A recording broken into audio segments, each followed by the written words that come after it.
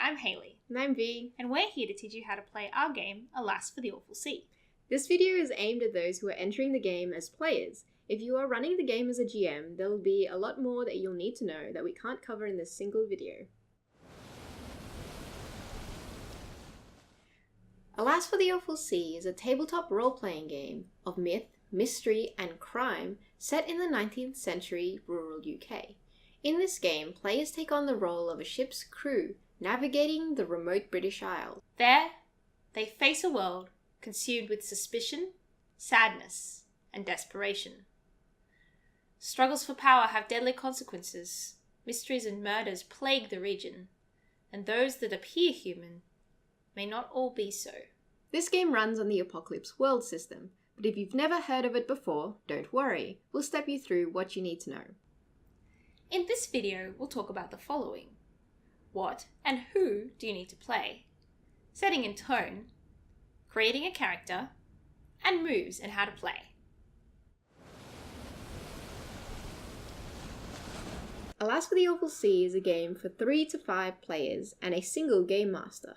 The game master will facilitate the game, describe the surrounding world, and play non-player characters as needed. Your job is to play your character to the best of your ability, giving them wants, desires, and flaws, interacting with your fellow players in the world around you, and letting bad things happen to your character to create a more interesting story. To play this game, you'll need a character sheet and a descriptor sheet, as well as 2 6-sided die. You can find the character sheets and descriptors on our website. We've also linked it in the video notes. Alas for the Awful Sea draws its tone, themes, and setting from the remote British Isles in the early 19th century. The areas you will visit in the game are plagued by poverty and lack political say. Not only that, times are changing for the worse, with jobs growing harder to find and increased reliance on fishing and smuggling. Not only were these areas poor, but most were also very traditional and clung to their superstitions, beliefs, and customs in order to survive. As you can tell from this description, Alas is a fairly serious game, and it helps if you keep that tone at the table. A bit of banter is fine, of course, but too much comedy will cause the game to lose much of its interest and impact. While seafaring and the supernatural both appear in Alas, it's really a game about people. In Alas for the Awful Sea, each player will take on the role of a crew member aboard a ship, navigating the remote British Isles. To play the game, you will need to pick from one of 10 different character roles and 6 different descriptors. You will add these together to create your character. For example, you might be the captain, who is also the lover. Or you might be an old sea dog who has committed some wrong and become the outcast. Once you've selected your character and descriptor, you'll need to fill out your character sheet. We'll walk through that now. The first thing you need to do is choose your name and appearance by circling one option from each category. The next part of your sheet is a section for bonds. Bonds are the relationships that exist between characters. These will change as relationships progress over the course of the game. Leave the section blank for now, as you'll fill it in once you know about everyone else's characters. Next, you'll need to select your stats. Stats are added to the result of certain die rolls, but they also tell us about what your character is good at and what their personality is like. Let's look at the stats and see what they mean. Brains, intelligence, wisdom, and wit. Brawn, physical and emotional strength, toughness and forcefulness. Beauty, good looks, charisma, and powers of persuasion. Balance, level-headedness, staying cool and keeping your wits under pressure. Beyond, how in touch the character is with the things beyond the ordinary, including myth and the supernatural, as well as the moods and feelings of the sea itself. Someone with +2 brawn, for example, is physically and emotionally tough and forceful in their personality. Someone with -2 beyond has no connection with the supernatural. Maybe they don't even believe in it. Next, you'll see our character's special move, which reflects their unique skills and background. We'll talk more about moves in the next section of the video. You'll also see a win rose on your sheet, which represents the health of your character. Depending on your character, you may also need to decide some details about your equipment. We won't go into equipment in this video, but you can ask your Game Master how it works. Descriptors add an extra element to your character that defines who they are and what they value.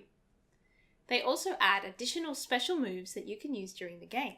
Every descriptor sheet is filled out differently. Most contain instructions to help guide you through this process, and your Game Master will also be able to assist.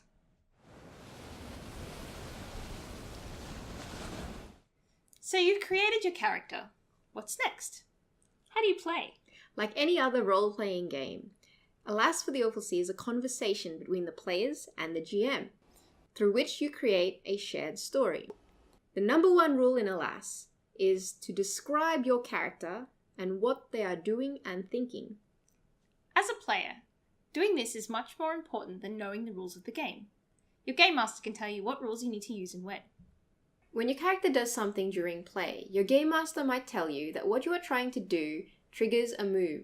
Moves are mechanical ways of resolving certain actions your character might take, such as acting under pressure or intimidating another.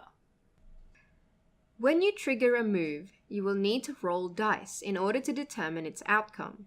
For every move, you will roll 2 6-sided dice and add the stat named in the move to the result. For example, if a move set to roll plus brawn, you would roll 2d6 and add your brawn stat. If your total is 7 or more, that is considered a success. However, results between 7 and 9 can also bring with them negative consequences or tough decisions. If you roll less than 7, that is a failure, also known as a miss. Expect something bad to happen. Let's look at an example. Hayley wants her character Rosalind to steer the ship through a storm. She describes what Rosalind is doing. Then, in a split second, Rosalind runs over and grabs the wheel with both hands, straining as hard as she can to move it against the buckling storm. The Game Master says to Hayley, You are acting under pressure to steer the ship through the storm. Make the move acting under pressure, rolling plus balance. Hayley rolls 2d6 and adds her balance, plus 1 to the result. She gets a 7 in total. That's a success, but there is a negative consequence.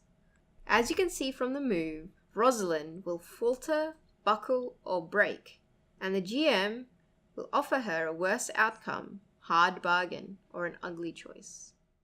all moves in the game work the same way, including your special move and the moves on your descriptor sheet.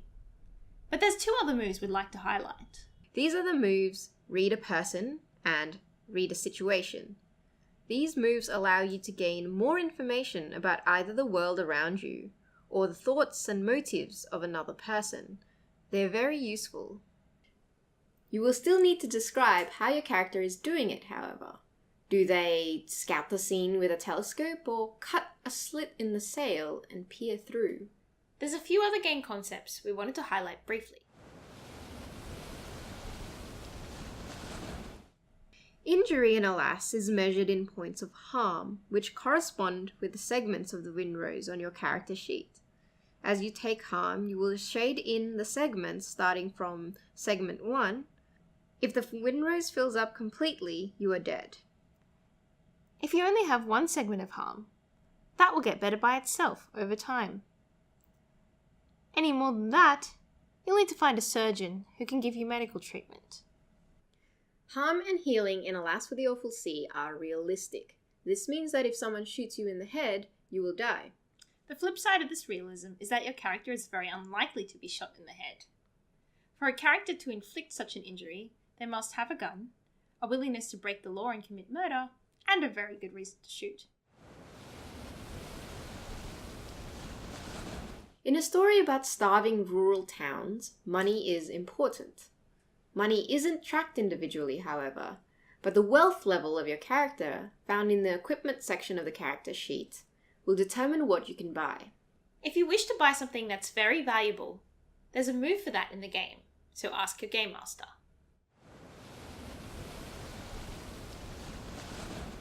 As your character has experiences in the world, they will grow and change as a person. To reflect this, you will go through a process called advancement. This will give your characters new abilities they can use, people they can call on, and skills to help them. You will likely advance every 2 or so game sessions. And that's the basics of what you need to know to play Alas for the Awful Sea. There's more to the game, but your Game Master can fill you in with any additional rules as they come up in play. The most important thing in Alas is to have fun and to commit to the shared story being created at your table. But if you have any questions, leave us a comment below this video.